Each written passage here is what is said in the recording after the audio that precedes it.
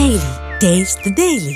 இந்த 3 வருஷமா என் பையன் என் கூட வந்துகிட்டே இருந்தான். டெலிவரிக்கு கூட வருவாப்லையா? கூட வருவான். ஸ்கூலுக்கு போவான். ஸ்கூலுக்கு போய் 5 மணிக்கு எழுந்து படிப்பான். வேலைக்கு போயிட்டு வந்து தூக்கம் இருக்காது. கண்ணெல்லாம் மஞ்சள் கலரில் இருக்கும். நல்ல கலர் பையன் என் கூட வேலைக்கு வந்து கருத்துட்டான்.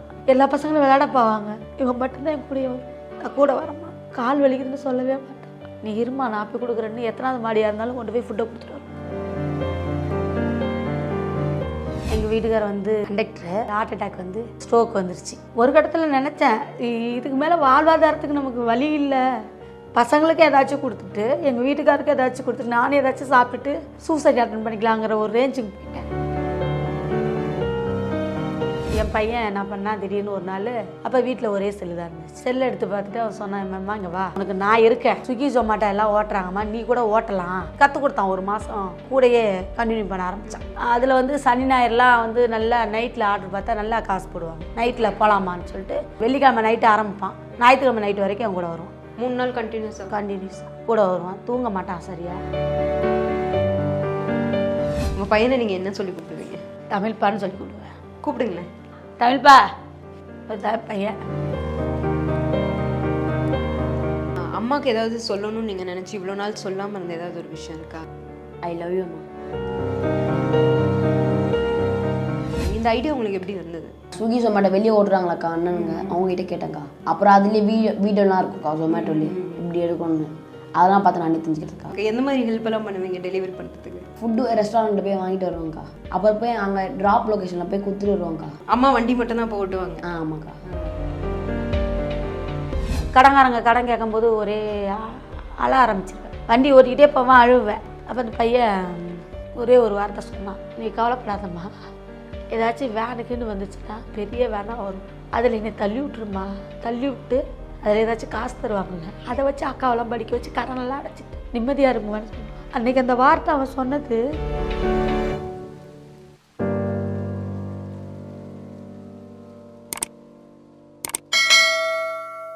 வணக்கம் முத்துலட்சுமி அம்மா, எப்படி இருக்கீங்க?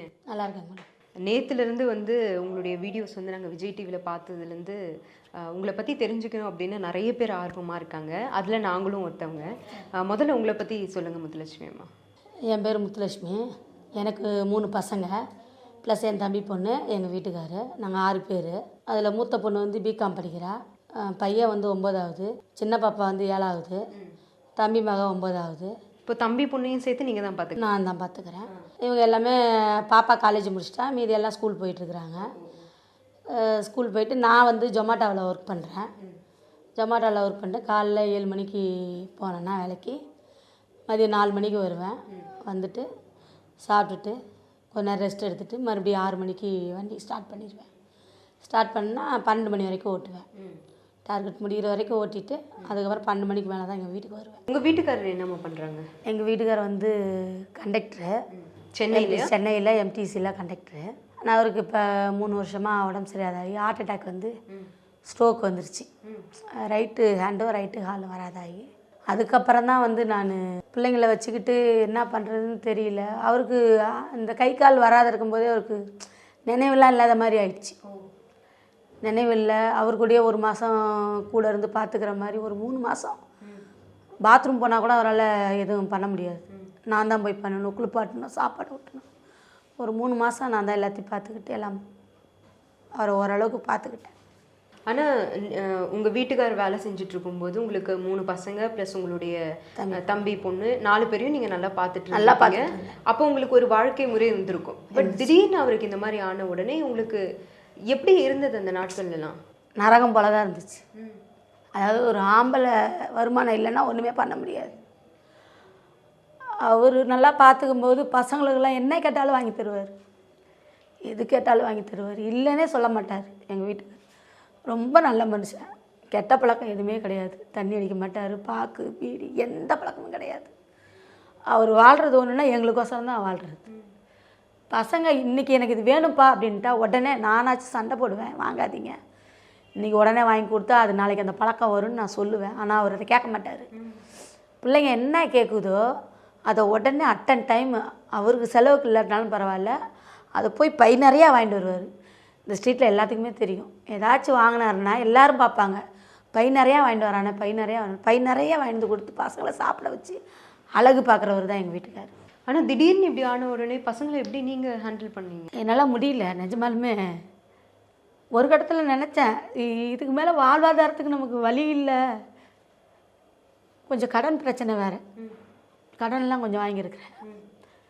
பிள்ளைங்களை வச்சுக்கிட்டு நம்மளால் இருக்க முடியுமா, இல்லை நம்ம ஏதாச்சும் பண்ணிக்கலாமா? அதாவது ஏதாச்சும் பண்ணிக்கலான்னா பசங்களுக்கு ஏதாச்சும் கொடுத்துட்டு, எங்கள் வீட்டுக்காருக்கு ஏதாச்சும் கொடுத்துட்டு, நானும் ஏதாச்சும் சாப்பிட்டுட்டு சூசைட் அட்டன் பண்ணிக்கலாங்கிற ஒரு ரேஞ்சுக்கு போயிட்டேன். அதெல்லாம் தாண்டி எங்கள் வீட்டுக்கார்ட்ட ஒரு இடத்துல சொல்கிறேன், இந்த மாதிரி நான் பண்ணிக்கலான்னு நினைக்கிறேன், என்ன மேகப்பா நினைக்கிறீங்க? அந்த இதெல்லாம் இந்த 3 மாதம் நான் அவரை வச்சு பார்த்துக்கிட்டேன் பாருங்க வீட்டில் இருந்து. அப்போ எனக்கு தோணுன என்ன இதெல்லாம். அவர் ஓரளவுக்கு 3 மாதம் ஓரளவுக்கு நான் சொல்கிறதெல்லாம் புரிய வர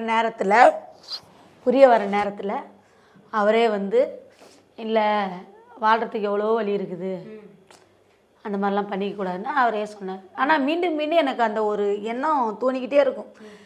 பிள்ளைங்களுக்கு சாப்பாடு கொடுக்கறது கொண்டு, சாப்பாடுனா இப்படி நல்ல சாப்பாடுலாம் கிடையாது, நல்ல சாப்பாடுலாம் கிடையாது.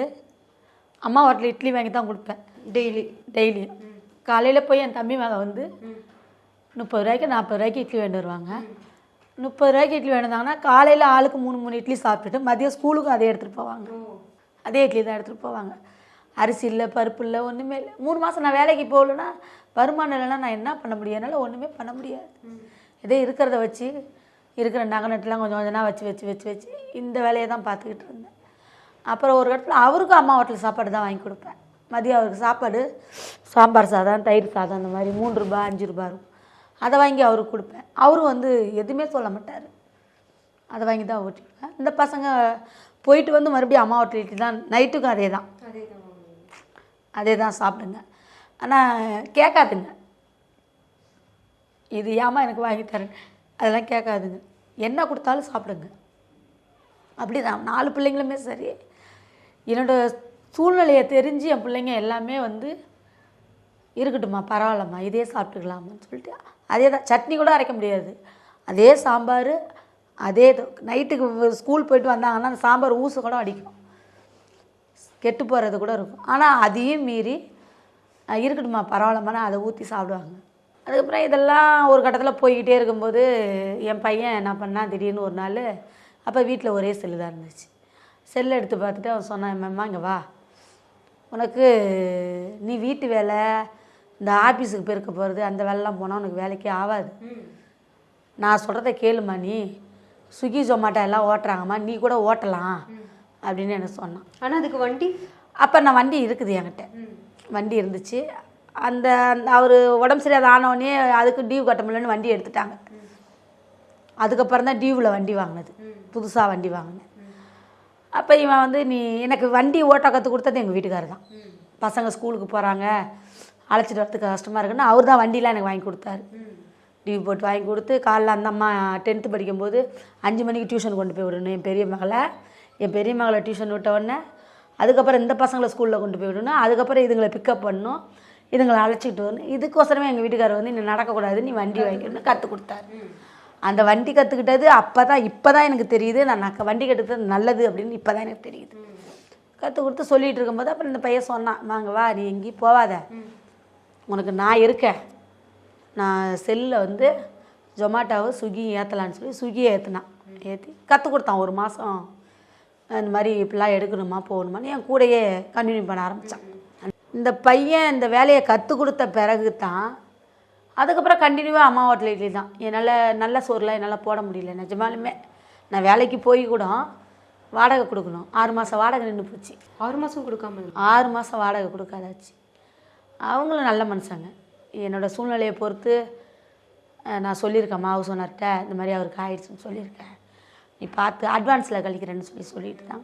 ஒரு கட்டத்தில் அட்வான்ஸில் கழிக்கும் போது, அட்வான்ஸ் கழிஞ்சிச்சு, நீங்கள் வீடு காலி பண்ணலாம் என்ன சொல்லி சொன்னாங்க.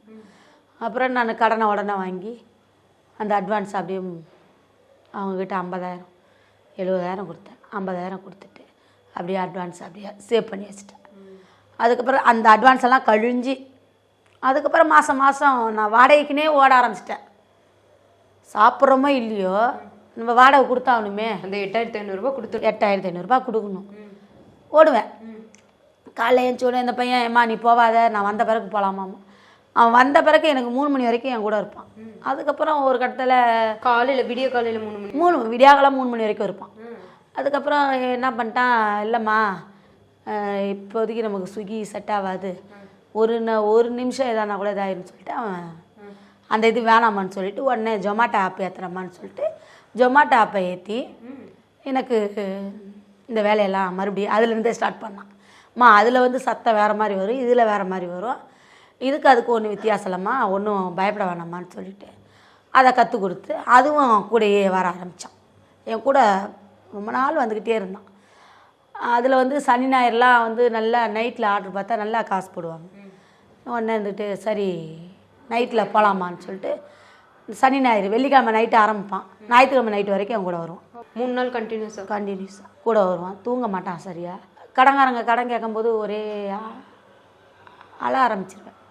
வண்டி ஓட்டிக்கிட்டே போவேன், அழுவேன், எப்படா இதெல்லாம் தீரும், வேலைக்கு போய் நம்மளால் நிம்மதியாக இருக்க முடியலேன்னு சொல்லிட்டு ஃபீல் பண்ணுவேன்.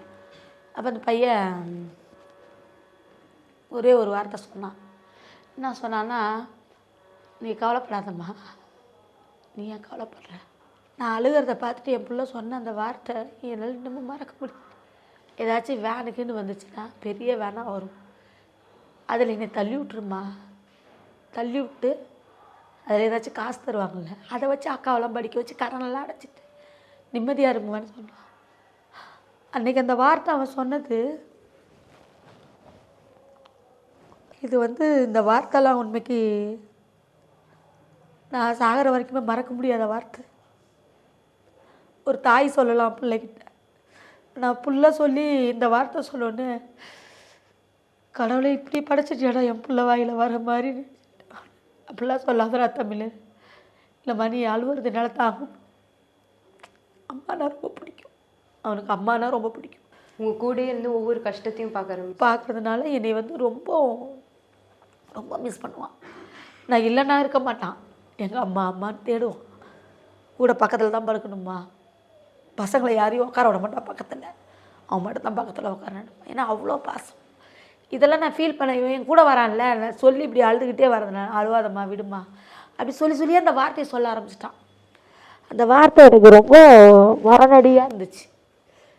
சரி இதுக்கு மேலே நம்ம பிள்ளைகிட்ட இந்த கஷ்டத்தெல்லாம் சொல்லக்கூடாது, சொன்னால் பிள்ளைக்கு அடுத்த கட்ட இது இந்த எண்ணம் தான் போகணும்னு சொல்லிட்டு வேணாப்பா அப்படி சொல்லாதப்பான்னு சொல்லிட்டு அப்படியே விட்டுட்டு சரி அதுக்கப்புறம் வருவான். வந்துட்டு ஸ்கூலுக்கு போவான். ஸ்கூலுக்கு போனால் 5 மணிக்கு எழுந்துச்சி படிப்பான். வேலைக்கு போயிட்டு வந்து தூக்கம் இருக்காது, கண்ணெல்லாம் மஞ்சள் கலரில் இருக்கும்.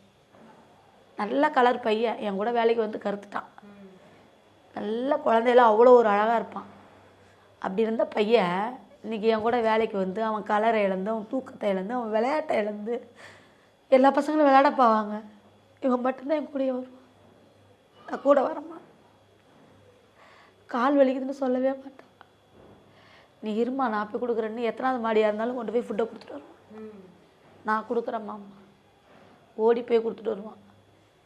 அதெல்லாம் எனக்கு நினைக்கும் போது என் பிள்ளை நம்மளை இந்த அளவுக்கு ஓரளவுக்கு இவனுக்கு நம்ம ஏதாச்சும் பண்ணணும். ஆனாம்மா நீங்கள் வந்து நிகழ்ச்சியில் பேசும்போது உங்களுக்கு நிறைய ஆசைகள் இருக்குன்னு சொல்லியிருந்தீங்க. அதில் முதல்ல வந்து இந்த வேலையை விட்டுடணும் அப்படின்ட்டு. ஆமாம், பசங்களோட நேரம் இருக்கணும், பசங்க கேட்குறத செஞ்சு கொடுக்கணும் வீட்டில் இருந்து. இப்போ என் பசங்க என்னை கேட்குதுமா, என் சின்ன பொண்ணு கேட்குதுமா இருந்து இன்றைக்கி சிக்கன் எடுக்கலாமாம்மா, சிக்கன் செஞ்சு கொடுமா அப்படிங்குது. நான் ஞாயிற்றுக்கிழமை தான் நான் கண்டினியூவாக ஓட்டி ஆகணும். அன்றைக்கி நான் ஓட்டினா தான் எனக்கு அந்த முழு இது எனக்கு சம்பளம் வரும். என்னால் அவங்களுக்கு சமைச்சு கொடுக்கவோ அவங்க கூட நேரம் ஒதுக்கவோ எதுவுமே எனக்கு கிடையாது. இப்போ நான் இன்றைக்கி 1/2 hour நான் லீவு போட்டேன்னா அந்த 1/2 hour நான் வேலைக்கு போனால் ஒரு 800 ரூபா சம்பாதிக்கிறேன்னா அந்த 800 ரூபா எனக்கு அடுத்த வாரம் வந்து எனக்கு இடிக்கும். அப்போ இடிக்கிற பட்சத்தில் அந்த 800 ரூபாயை நான் கடங்காரங்களுக்கு கொடுக்குறதுக்கு அதை நான் தேடணும். அப்போ நான் வேலைக்கு போனால் தான் அந்த காசை எடுத்து அதில் நான் போட முடியும், இல்லைன்னா என்னால் முடியாது. அதனால் நான் இந்த பசங்களோட இருக்கிறதுக்கு மெயினான காரணம் வேலையை ஒன்றுன்னு நினைக்கிறது, என் பசங்களோட நேரத்தை வந்து நல்லா செலவிடணும். நல்லா பசங்களை அவர் எப்படி அழைச்சிட்டு போய் சினிமா பார்க்கு பீச்சுன்னு அழைச்சிட்டு போய் காட்டினாரோ அந்த மாதிரி வச்சுருக்கணும்னு ஒரு ஆசை. அதுக்கு தான் நான் வேலையை விடணும் அப்படிங்கிற ஒரு எண்ணத்தில் நான் மனசில் ஒரு ஆசை. ஆனால் இந்த வேலைக்கு போகிறதுக்கு முன்னாடி நீங்கள் நல்லா ரெஸ்ட் எடுத்துகிட்டு இருந்திருப்பீங்க, வீட்டில் சமைச்சிட்டு சாப்பிட்டுட்டு ஒரு குடும்ப பெண்ணாக இருந்திருப்பீங்க. நல்லா தூங்கிட்டு அந்த ஆசை உங்களுக்கு இருக்கா இப்போது அதே மாதிரி இருக்கணும்னு? இப்போ இருக்குதானா? இப்போ இருக்க வாய்ப்பே இல்லை. இல்லை, ஏன்னா அவரும் வேலைக்கு போகல. பாப்பா இனிமேல் தான் வேலைக்கு போகணும். அவள் வேலைக்கு போனால் கூட அது ஒரு ஆள் சம்பளத்தை வச்சு எதுவுமே என்னால் மேலே கொண்டு வர முடியாது. பிள்ளைங்க ஆசைப்பட்டதை வாங்கி தர முடியாது. அவங்க அப்பா பிறந்த நாளைக்கெல்லாம் கேக்கு வெட்டுவார், ட்ரெஸ் எடுத்து கொடுப்பாரு, என்ன கேட்குது எல்லாம் வாங்கி கொடுப்பாரு. இந்த பிரியாணிலாம் மற்ற அப்பாலாம் வாங்கி தராங்களோ, ஒரு பாட்டிலத்தை எடுத்து 3 பேர் சாப்பிடுவாங்க, அது மாதிரிலாம் செய்ய மாட்டார். அவங்க அப்பா பிரியாணி வாங்கினா 1500 ரூபாய்க்கு வாங்குவார். ஃப்ரைட் ரைஸ் தனியாக பசங்களுக்கு, பொம்பளை பசங்களுக்கு ஃப்ரைட் ரைஸ் பிடிக்கும், சின்னதுக்கு ஃப்ரைட் ரைஸும் பிரியாணியுமே பிடிக்கும், பையனுக்கு சிக்கன் பிரியாணி ரொம்ப பிடிக்கும், சிக்கன்னா நல்லா சாப்பிடுவான், பெரிய பொண்ணுக்கு ஃப்ரைட் ரைஸ்னால் நல்லா பிடிக்கும், என் தம்பி மகன் எது கொடுத்தாலும் சாப்பிடுவான். அதனால் இவர் வாங்கினார்னா எல்லோரும் வயிறார சாப்பிட்ணும், 1500 ரூபாய்க்கு 500 ரூபாய். இப்போ அந்த மாதிரி பார்த்துக்கணும். அந்த மாதிரி பசங்களை பார்த்தோம். என் பசங்க ஆசைப்பட்டு இது வேணும்னு கேட்கக்கூடாது. அவங்க அப்பா எப்படி பார்த்துக்கிட்டாரு, எனக்கு இது வேணும்ப்பா அப்படின்னு சொல்லி கேட்டால் உடனே வாங்கி கொடுக்குற லெவலில் வச்சுருந்தாரு. அதை என்கிட்ட கேட்கக்கூடாது, அம்மா அப்பா பார்த்துக்கிற மாதிரி வச்சுருக்குறாங்க அப்படின்னு இருக்கணும்னு ஆசைப்பட்றேன். ஆனால் உங்களுக்கான பெரிய ஆசை என்னம்மா, அது சொல்லுங்கள். எனக்கு என்ன, சொந்த வீடு தான் எனக்கு ஒரு பெரிய கனவாக இருக்குது. வேறு ஒன்றும் எனக்கு எதுவுமே இல்லை. ஏன்னா நான் சம்பாதிக்கிறதெல்லாம் வாடகை கொடுத்து இதுலேயே போகுதா, மிச்சத்துக்கு ஒன்றுமே இல்லை. அடுத்து அந்த பசங்களை படிக்க வைக்கணும். ஏதோ ஒரு சொந்தமான வீட்டில் போய் ஒரு இடத்துல உக்காந்தோம்னா நான் சம்பாதிக்கிறது மிச்சமாகும். மிச்சமானால் என் பிள்ளைங்களுக்கு ஏதாச்சும் செய்வேன். இப்போ என்கிட்ட ஒரு போட்டு தாங்க நகை எதுவுமே கிடையாது, எல்லாமே சேட்டுகளில் தான் இருக்குது. இந்த ஒரு மூக்குத்தி மட்டும் தான் இருக்குது, அது கூட அப்பப்போ அவசரத்துக்கு போயிடும். இவ்வளோ நான் சம்பாரித்தா கூட வாரத்துக்கு 8000 ரூபாய் 7000 ரூபாய் சம்பாதிப்பேன். ஒரு வாட்டி 10,000 கூட சொல்ல, பையன் வரும்போதெல்லாம் 10,000 சம்பாரித்தேன். இப்போ நான் 8000 தான் சம்பாதிக்கிறேன். அந்த இன்சென்டிவ் எல்லாத்தையும் சேர்த்து 8000 ரூபாய் சம்பாதிக்கிறேன். அந்த வார கடைசியில் பெட்ரோலுக்கு காசு இல்லை அப்படிங்கிற இதெல்லாம் வந்துருச்சுன்னா மூக்கத்தியை உடனே அவுத்து 250 ரூபாய்க்கு வச்சுட்டு பெட்ரோலை போட்டு அது ஒரு வாரம் கழிச்சு அதுக்கப்புறம் திருப்புவேன். அப்போ நான் குச்சி தான் போட்டுக்குவேன். அப்போ இந்த ஒரு பொருளாச்சே இருக்குதே அப்படிங்கிற ஒரு நிம்மதி இல்லை, அதை வச்சு வச்சு வச்சு வச்சு திருப்பி திருப்பி திருப்பி திருப்பி போட்டு. என்னோடய ஆசை என்னென்ன, சொந்த வீடு, ஒரு சொந்த வீடு இருந்தால் எனக்கு கொஞ்சம் நல்லாயிருக்கும். ஆனால் இவ்வளோ ஃபுட் டெலிவரி பண்ணுறீங்கல்ல, உங்களுக்கு ஆசை வரதா, பசிக்காதா? அப்போது பசிக்கும், அந்த நேரத்தில் ஆர்டரு டக்குன்னு போட்டுருவாங்க. ஆனால் நான் கடையில் பெரும்பாலும் சாப்பிட மாட்டேன். சாப்பிட்டா டிஃபன் பாக்ஸ் எடுத்துகிட்டு போனேன்னா அம்மா ஹோட்டலில் ஒரு 5 ரூபாய்க்கு சாப்பாடு வாங்கிக்குவேன். நான் இப்போயும் அப்படி தான் இருக்கிறேன், நான் மாறல. டிஃபன் பாக்ஸில் 5 ரூபாய்க்கு சாம்பார் சாதமாக தயிர் சாதமாக வாங்கினேன்னா ஒரு 10 ரூபா வடையை வாங்கி எங்கே ஃபுட்டு லேட் ஆகுது அங்கே உட்காந்து சாப்பிட்டுக்குவேன். அது நடு ரோட்டாக இருந்தாலும் சரி, ஒதுக்குப்புறமாக இருந்தாலும் சரி, அங்கேயே நின்று அங்கேயே சாப்பிட்டு அங்கேயே கை கழுவிட்டு அப்படியே வேலையை தொடர ஆரம்பிச்சிருவேன். அப்படி. ஆனால் எனக்குன்னு டைம் இந்த நேரத்துக்கு தான் சாப்பிட்ணுங்கிறதெல்லாம் எனக்கு கிடையாது. நேரம் கிடைக்கும் நிம்மதியாக உட்காந்து நல்லா சாப்பிட்டுட்டு நல்லா தூங்கணும்னு ஆசை இருக்கா? இருக்குது. நேற்று 12 மணிக்கு வந்து படுத்தா இன்றைக்கி 6:30க்கு ஏஞ்சி ஓடிட்டேன் வேலைக்கு. தூக்கம் நைட்டு வந்து படுத்தேன்னா 2 மணிக்கு தான் தூக்கம் வரும், அந்த காலெல்லாம் வலிக்கும். ஆனால் உடம்பு சரியில்லாமல் எப்போது வேலைக்கு போயிருக்கீங்களா? போயிருக்கேன். நான் உடம்பு சரியில்லைன்னா நான் படுக்க மாட்டேன், ஹாஸ்பிட்டலும் போக மாட்டேன், மாத்திரையும் போட மாட்டேன். அதுவாக சரியாயிருன்னு சொல்லிட்டு படுத்து தூக்கி வச்சுட்டு டீ காப்பி குடிக்கிற பழக்கமும் கிடையாது. உழைச்சா சரியாயிடும் அப்படின்னு. சரியாயிரும், ஓடுனா சரியாயிரும், படுத்தா படுக்க போட்டுரும், ஓடுனா சரியாயிரும். ஆனால் உங்களுக்கு ஒரு 2 நாள் எனக்கு லீவ் வேணும்ப்பா, நான் இதெல்லாம் பண்ணணுன்னா என்ன பண்ணுவீங்க? 2 நாள் லீவ் வேணும் அப்படின்னா என் பசங்களுக்கு நல்லா என் பிள்ளைங்க கேட்டதை வாங்கிட்டு வந்து, எங்கள் சின்ன பொண்ணுக்கு உளுந்தங்கஞ்சி ரொம்ப பிடிக்கும், சிக்கன் செஞ்சு கொடுன்னு சொல்லியிருக்கிறேன். நேற்று என்கிட்ட கேட்டா, எனக்கு உளுந்தங்கஞ்சி வச்சு கொடுமா, சளி பிடிச்சிருக்குது, சளி பிடிச்சா கஞ்சி வச்சு கொடுப்பேன், எல்லாத்துக்கும் உடம்புக்கு நல்லது, அதனால் அதை பண்ணி கொடுமான்னு என் பொண்ணு கேட்டால், ரெஸ்ட்டு போட்டு எனக்கு பண்ணி கொடுமா, ரொம்ப எனக்கு சளியாக இருக்குதும்மா, பார்க்கலாமா, செஞ்சு தரேம்மா. பசங்களுக்காகவே வாழ்கிறீங்க? அதுங்க தான் உலகமே, என் பிள்ளைங்க தான் உலகம், அதுங்க இல்லைன்னா ஒன்றுமே இல்லை. அது இப்படி எங்கள் வீட்டுக்காரர் எனக்கு ஃபுல் சப்போர்ட். அவர் மாதிரிலாம் மனுஷனை பார்க்கவே முடியாது. ஆனால் நாம் பேசின இவ்வளோ நேரமும் நீங்கள் பேசினது வந்து உங்கள் பையனை பற்றி தான் பாதி. உங்கள் பையனை நீங்கள் என்ன சொல்லி கூப்பிடுவீங்க? தமிழ்ப்பான்னு சொல்லி கூப்பிடுவேன். கூப்பிடுங்களேன். தமிழ்ப்பா இங்கே வாங்கப்பா, ஒரு பையன். நீங்கள் தமிழ் என் அம்மாவை பார்த்து ரொம்ப பெருமைப்பட்டிருப்பீங்கல்ல? ஆமாக்கா. அம்மாவுக்கு ஏதாவது சொல்லணும்னு நீங்கள் நினச்சி இவ்வளோ நாள் சொல்லாமல் இருந்த ஏதாவது ஒரு விஷயம் இருக்கா? அது அம்மாவை பார்த்து நீங்கள் சொல்லலாமே. ஐ லவ் யூ அம்மா. இப்போ இந்த நிகழ்ச்சி வெளியே வந்துச்சுல்ல, அதெல்லாம் பார்த்துட்டு உங்கள் ஃப்ரெண்ட்ஸ் என்ன சொன்னாங்க? எப்படா போனேன் எப்படிடா போனேன் அப்பெல்லாம் கேட்டாங்கக்கா. அம்மாவை பற்றி என்ன சொன்னாங்க? அம்மா பற்றியா? உங்கள் அம்மா சூப்பராக பேசினாங்க தான் சொன்னாங்கக்கா. பசங்க அப்புறம் மிஸ்ஸுங்க. ஸ்கூலில் கிளாப்ஸ் எல்லாம் பண்ணதா சொன்னாங்க? ஆமாக்கா, மிஸ் பண்ணாங்கக்கா. ஓ, கிளாஸ் ரூமில் நிற்க வச்சு? சயின்ஸ் மிஸ் பண்ணாங்க. இந்த பையன் வந்து அவங்க அம்மாவுக்கு ஹெல்ப் பண்ணுறா, அதே மாதிரி நீங்கள் யாராச்சும் ஹெல்ப் பண்ணுவீங்களா அது மாதிரி சொன்னாங்கக்கா. ஆனால் உங்களுக்கு எப்படி இருந்தது தமிழ்? ஏன்னா ஸ்கூலும் படிக்கிறீங்க, அம்மா கூட ஹெல்ப்பும் பண்ணுறீங்க. அது அம்மா கிட்ட நீங்கள் வந்து எனக்கு ஒன்றும் பிரச்சனை இல்லை நான் வரேன்னு சொன்னாலுமே உங்களுக்கு கொஞ்சம் கஷ்டமாக இருக்கும்ல, என்னால் இதை ஹேண்டில் பண்ண முடியறதில்ல, ரொம்ப கஷ்டமாக இருக்குன்னும் போது? அவ்வளோவா இல்லைக்கா, ஜாலியாக தான்க்கா இருக்குது அம்மா கூட இருக்கிறது. அம்மா கூட இருந்தால் போதுமா உங்களுக்கு? போதும்க்கா. இப்போ அம்மா நிறைய ஃபுட்டெல்லாம் டெலிவரி பண்ணுறாங்கல்ல, ஸோ அதெல்லாம் பார்க்கும்போது உங்களுக்கு வந்து இந்த இடத்துல நான் சாப்பிட்ணும் அப்படின்லாம் நீங்கள் ஆசைப்பட்டிருக்கீங்களா எப்போச்சும்? என்னெல்லாம் சாப்பிட்ணுன்னு ஆசை? கேஎஃப்சியில் சாப்பிட்ணும் தான் ஆசை. சாப்பிட்டதே இல்லையா? இல்லைக்கா, ஹைதராபாத் பிரியாணி இல்லைக்கா, டெய்லி சாப்பிட்ணும் ஆசை. அதான் சாப்பிட்ருக்கானா டெய்லி சாப்பிட்ணும். அது எங்கே? ஹைதராபாத் பிரியாணி. Yes yes. அவ்வளோ பிடிக்குமா? சரி, இப்போ இந்த நிகழ்ச்சியில் போய் நீங்கள் நிறைய விஷயங்கள் பேசுனீங்க. அதில் வந்து இப்போ ஸ்விக்கி ஜொமேட்டோவில் நீங்கள் தான் வந்து அம்மாவுக்கு இன்ஸ்டால் பண்ணி கொடுத்ததா சொன்னாங்க, நீங்கள் தான் ஸ்டார்ட் பண்ணி கொடுத்ததா சொன்னாங்க. இந்த ஐடியா உங்களுக்கு எப்படி வந்தது? இது ஸ்விக்கி ஜொமேட்டோ வெளியே ஓட்டுறாங்களாக்கா அண்ணனுங்க, அவங்ககிட்ட கேட்டேங்க்கா. அவங்க எப்படி சொன்னாங்க? என்னடா இந்த வயசில் வந்து கேட்குறேன்னு கேட்கலையா? அதெல்லாம் கேட்கலக்கா. அப்போ ஸ்டார்டிங்கில் அம்மா ஓட்ட போகிறாங்கன்னு சொன்னேன். ஓ, அப்படியே சொல்லி கேட்டிங்களா? அவங்க ஹெல்ப் பண்ணாங்களா உங்களுக்கு? சொன்னாங்கக்கா, ஆர்டர் இப்படி தான்டா எடுக்கணும்னு. அப்புறம் அதுலேயே வீடியோலாம் இருக்குக்கா ஜொமேட்டோலேயே இப்படி எடுக்கணும்னு, அதெல்லாம் பார்த்து நான் தெரிஞ்சுக்கிட்டுருக்கா. நீங்கள் ஹெல்ப் பண்ணுவீங்களா அம்மாவுக்கு? எந்த மாதிரி ஹெல்ப் எல்லாம் பண்ணுவீங்க டெலிவரி பண்ணுறதுக்கு?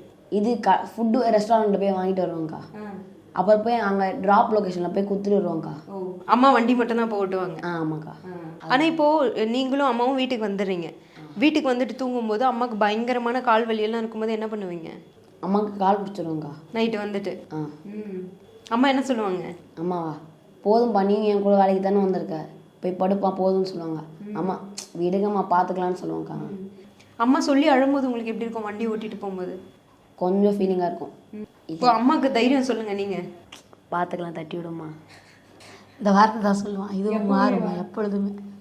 பார்த்துக்கலாம் தட்டி விடுமா, பார்த்துக்கலாம் தட்டி விடுமான்னு எப்போ சொன்னாலும் அதான் சொல்லுவான்.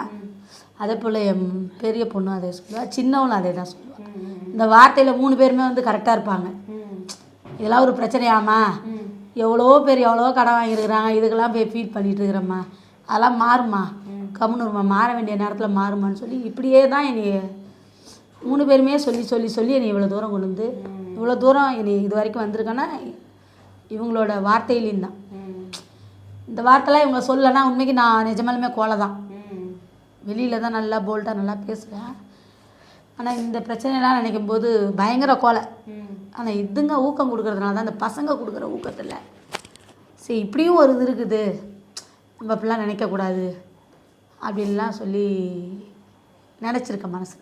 ஆனாம்மா உண்மையாகவே முத்துலட்சுமி அம்மா நான் சொல்லணுன்னா, நீங்கள் ஒவ்வொரு வீட்டில் இருக்க ஒவ்வொரு பொண்ணுக்கும் வந்து பெரிய இன்ஸ்பிரேஷனாக இருக்கீங்க. நீங்கள் இதே மாதிரி உழைச்சிட்டே இருக்கணும், வெற்றி உங்களை கண்டிப்பாக வந்து சேரும். கட்டாயமா தம்பி சொல்கிற மாதிரி தட்டி விட்டு போயிட்டே இருங்க, உங்களுக்கான படிகள் தாண்டி நீங்கள் போயிட்டே இருப்பீங்க, இன்னும் சந்தோஷமாக இருப்பீங்க. தமிழ் இன்னும் இனிமேல் டெய்லி பிரியாணி சாப்பிட்ற அளவுக்கு நீங்கள் உயர்ந்து வரணும் அப்படின்னு மனமாற நாங்கள்லாம் வந்து வாழ்த்து சொல்லிக்கிறோம். மக்களுமே அதுதான் நினைப்பாங்க அப்படின்னு நினைக்கிறேன். உங்களுடைய நேரத்துக்கு ரொம்ப நன்றி. ரொம்ப நன்றிப்பா, ரொம்ப நன்றி, ரொம்ப நன்றி.